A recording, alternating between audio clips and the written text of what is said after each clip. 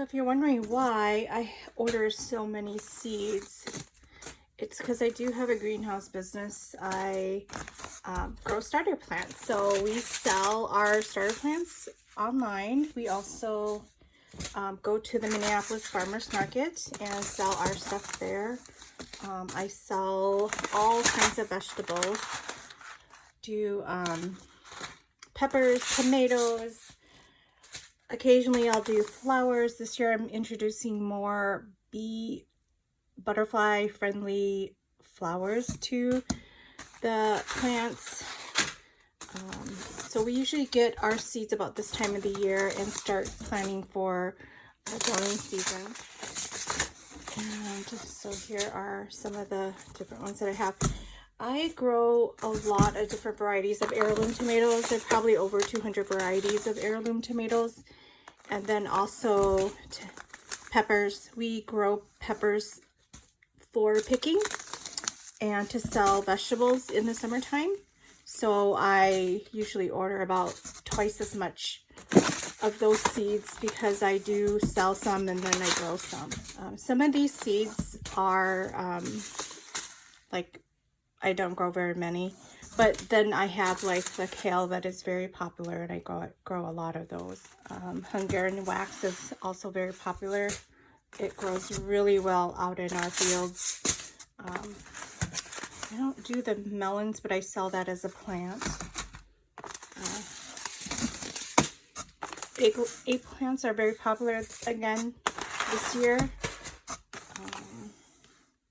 This is a perennial. Also a perennial.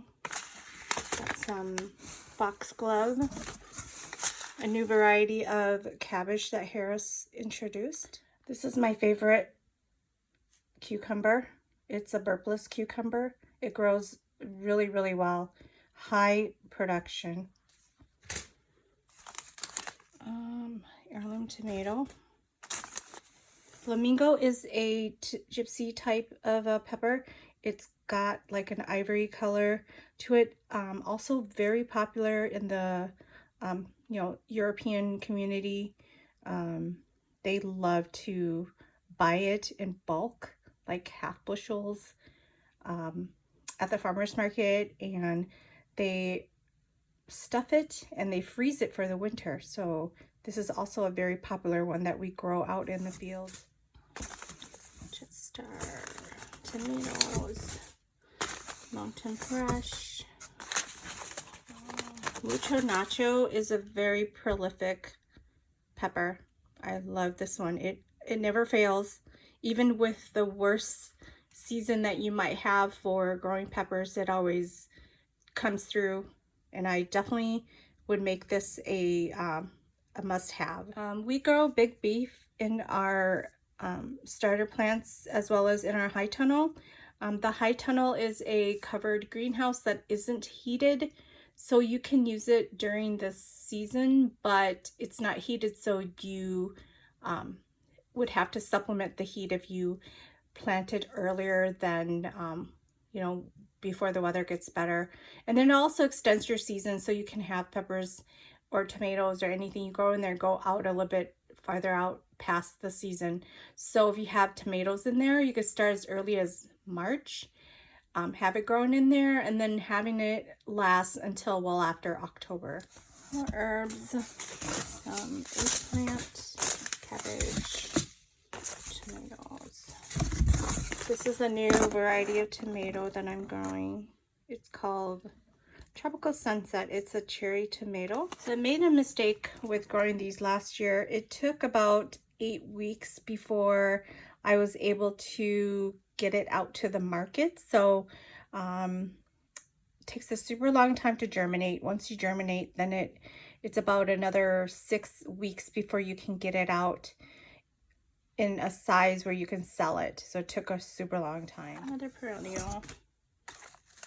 Some lettuce, some basil,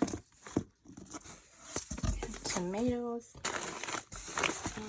more flowers. Trying the perennials this year. Marigold was really super popular last year, so I'm gonna attempt to grow more of those this year. Echinacea, also known as purple coneflower. That one's very easy to grow.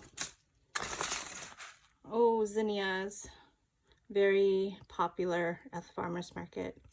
This variety actually gets very tall, so it's a good cut flower variety. You can plant it on your garden or just plant it for cutting.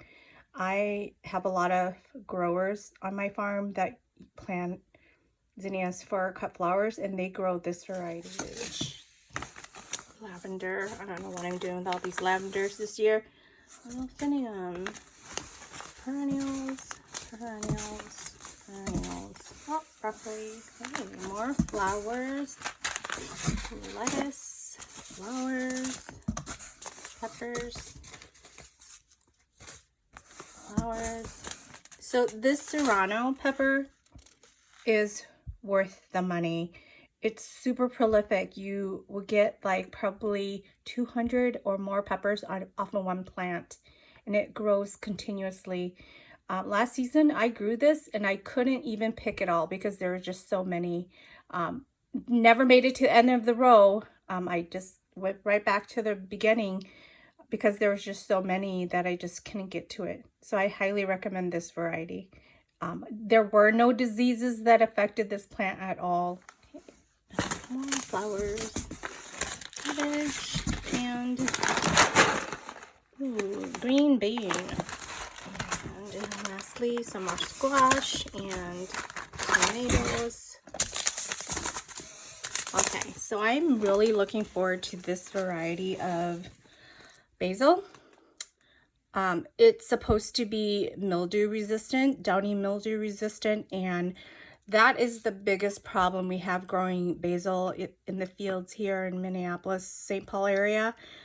As soon as August comes around, the crop is at a loss because it's got the mildew, it turns yellow, it looks horrible. So it's a fail for this product. So I'm going to try this new one. Johnny has it, Harris has it, and some of the other companies have it. So definitely give this one a try. I also have this variety of a mildew resistant variety to try. It's the Rutgers Passion DMR, and this has also been proven to be mildew resistant. So I'm gonna give it a try this year and see what we end up with. I've planted basil for 3-4 years in a row, and as soon as it starts to look great, then the mildew hits, and then the crop is a fail. So I'm gonna give it a try this year.